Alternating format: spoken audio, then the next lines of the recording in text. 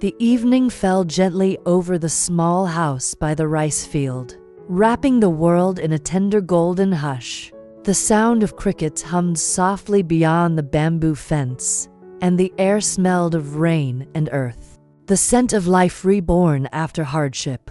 Inside, Huyen sat by the small oil lamp, her hands trembling slightly as she folded the last piece of laundry. The soft glow lit her face, calm yet uncertain, as if she were holding her breath before a change she could not name. Dee was outside, finishing his work by the fence. The faint sound of his footsteps on the damp soil echoed with something familiar, quiet, steady, and kind. He had always been like that, a man of few words, but his silence carried safety. When he entered the house, wiping his hands on a towel, Huyen looked up, startled for a moment, then smiled shyly. "Everything's done," Dee said softly. His voice was low, like the hum of distant thunder, strong but never frightening. She nodded, not trusting her voice. The lamp flickered. Outside, the wind brushed through the banana leaves like whispers from another life, a life she had left behind. 4 years, love had meant pain. It had been a cage, a storm, a wound that never healed. But tonight, with Dee standing quietly across the small wooden table, Huyen felt something different, something fragile and luminous. Dee noticed her hands trembling and stepped closer. "Are you cold?" he asked. She shook her head, though her heart was racing. "No, just thinking."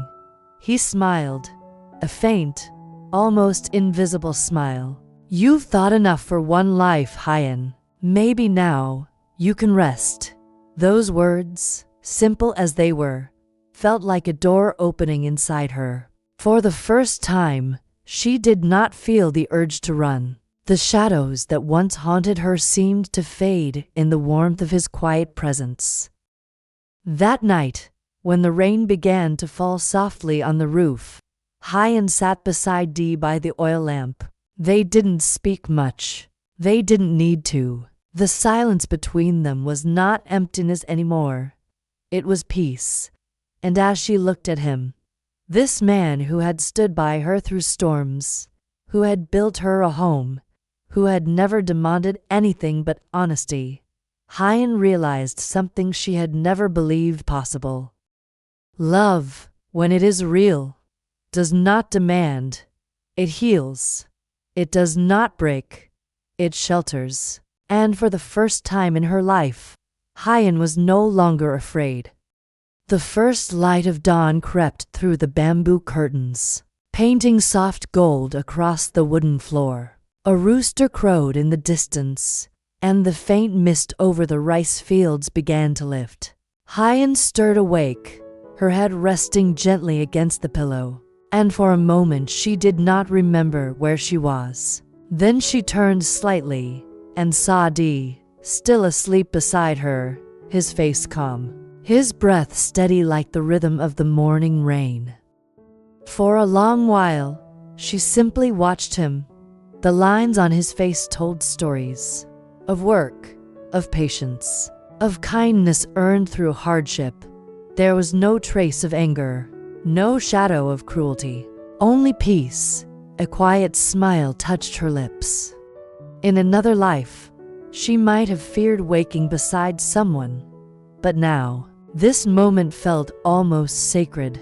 She reached out her hand, hesitated, then lightly brushed away a strand of hair from his forehead. Dee stirred slightly, then opened his eyes, a bit surprised, before smiling in that gentle, wordless way that always softened her heart. "Good morning," Huyen whispered. "Morning," he replied, his voice still heavy with sleep. "Did you rest well?" She nodded. "Better than I have in years." Dee sat up, stretching his arms, then glanced outside. The rain stopped. The fields will be bright today. They both stood and went to the kitchen, where the smell of wood and rice husks mixed in the air. Huyen began to prepare breakfast. Simple things: rice porridge, salted eggs, and tea. Dee fetched water from the well. They moved around each other easily, as if their hands already knew the rhythm of this shared life. When Maya woke up and ran sleepily into the kitchen, she blinked at the sight of them together and smiled with childlike innocence. "Uncle Dee, are you staying here today too?"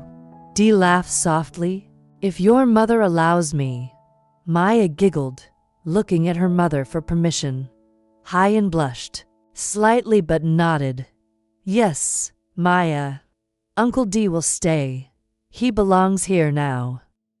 That sentence lingered in the air like a blessing. After breakfast, they stepped outside. The sunlight spread gently across the wet fields, and the sound of frogs faded into birdsong. Dee walked with Huyen to the garden where young vegetables were growing: tomatoes, spinach, morning glory, all planted with hope and care. He looked at the green leaves glistening with dew and said quietly, "Everything grows better when it feels safe.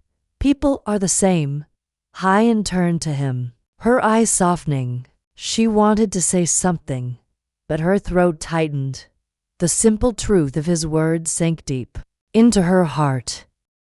That morning, as the breeze brushed against her hair and the warmth of sunlight touched her face, Huyen felt as if she had stepped into a new season of her life, one where love no longer frightened her, and where peace was no longer a dream. It was the morning after fear, and the beginning of a quiet miracle. The afternoon sun drifted lazily across the sky, laying soft shadows over the small yard. Huyen sat by the porch, weaving a basket from thin bamboo strips while Maya played nearby with Baby, their loyal dog. The laughter of the little girl filled the air, light, innocent, healing. Dee was fixing the old fence behind the house. Every so often, he looked toward Huyen and Maya, his eyes filled with quiet affection. He didn't need grand words to express how he felt. Every gesture, every small act of care, spoke louder than any promise could. When the sun began to dip, Huyen put aside her work and walked to him. "You've been out here all day," she said softly. "Come rest for a while." Dee nodded, wiping sweat from his forehead. They sat together beneath the shade of a mango tree, the sky slowly turning orange. For a while, neither spoke. Only the sound of cicadas and the gentle wind broke the silence. Then Huyen spoke, her voice low and trembling slightly. "Dee, do you ever think about the past?" Dee paused, his eyes distant. "Every man does, I suppose. But I don't let it own me anymore." She nodded slowly, fingers twisting the edge of her dress. "I used to live in fear every day. Even when the pain was over, it stayed inside me, in my breath, in my dreams. I thought I'd never feel safe again." Dee turned to her, his expression soft. "And now?" Huyen looked at him, really looked, into those calm, patient eyes that had seen both hardship and hope. "Now, I'm learning that love doesn't have to hurt. That being cared for isn't something to be afraid of." Dee reached out, his rough, calloused hand gently covering hers. "You've been brave, Huyen, stronger than you think. You've built a new life from ashes, for yourself, for Maya. I'm just lucky to walk beside you." Tears welled in her eyes, not from sadness but from release. "You don't know how much those words mean to me." He smiled faintly. "Maybe one day you'll believe them." For a moment, the world seemed to pause. The wind stopped, the birds quieted, and even the sun held its breath behind the clouds. Then, from the distance, Maya's voice rang out, calling them for dinner. Huyen stood, brushing her tears away, her heart lighter than it had been in years. As they walked back toward the small house glowing in the golden light, Huyen realized something profound. She no longer carried her past like a chain. It was still there, a part of her, but no longer defining her. Because love, when it is gentle and true, does not erase the past. It teaches you how to live beyond it. Evening settled over the little house like a soft blanket. The sky glowed a gentle pink, and the smoke from the cooking fire curled lazily toward the fading light. Inside, the smell of stewed vegetables and freshly cooked rice filled the air, a scent that always made Maya run excitedly to the kitchen. "Dinner's ready," Huyen called, setting the bowls on the wooden table. Her voice carried a warmth that came not only from the food, but from the peace that now lived inside her. Dee came in from outside, having just finished feeding the chickens. He washed his hands, then helped Huyen arrange the dishes. "You've outdone yourself again," he teased lightly. Huyen smiled. "It's just vegetables and rice, Dee. Nothing special."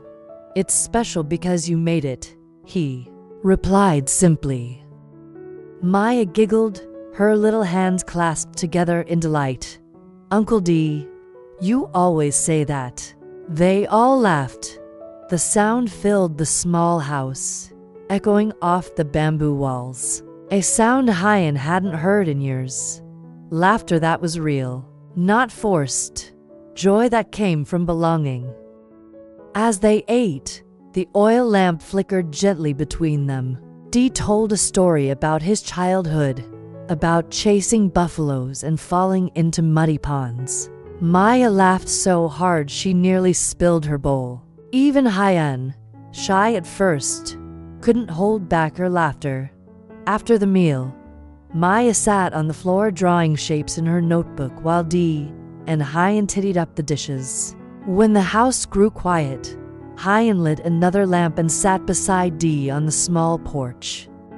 The night was cool and full of stars. Fireflies glowed softly among the banana trees. For a long while, neither of them spoke. It was a silence not of emptiness, but of peace, a silence that said, "We are here, and that is enough." Finally, Huyen whispered, "Dee, thank you for giving me back the feeling of home." Dee looked at her, his eyes gentle. "You and Maya brought the home. I just helped fix the roof." She smiled, a tear slipping down her cheek. "No, Dee, you brought something I thought I'd lost forever. Safety and love." He reached out, brushing the tear from her face.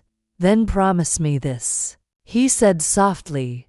"Don't ever fear love again, because this time, it's real." In that moment, under the wide, forgiving sky, Huyen realized that love wasn't something she had to survive anymore. It was something she could live in. The house behind them glowed faintly with the lamp's golden light. Maya's quiet humming drifted through the door, and for the first time in a long, long while, everything felt complete. Not perfect, not grand, but deeply, peacefully whole.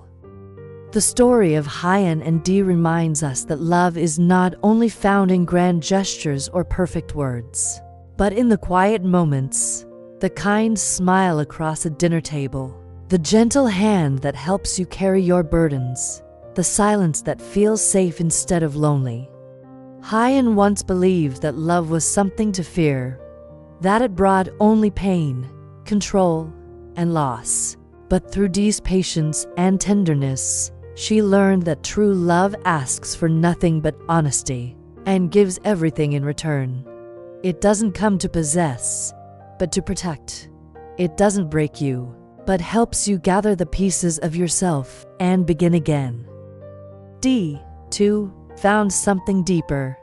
He had always lived a simple life, bound by work and responsibility, never expecting much in return. But through Huyen and Maya, he discovered that Even an ordinary man can become extraordinary when he chooses to love selflessly. Their small home, once filled with silence and uncertainty, became a place of laughter, healing, and trust. It wasn't a mansion or a dream built from wealth, but it was real. It was built from effort, care, and forgiveness, the kind of love that grows slowly, like a seed breaking through hard soil after a long winter. The lesson is simple but profound.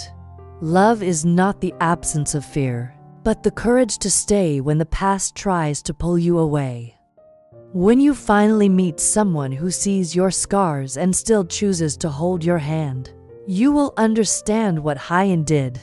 That love, at its purest, is not a risk to be feared, but a miracle to be lived.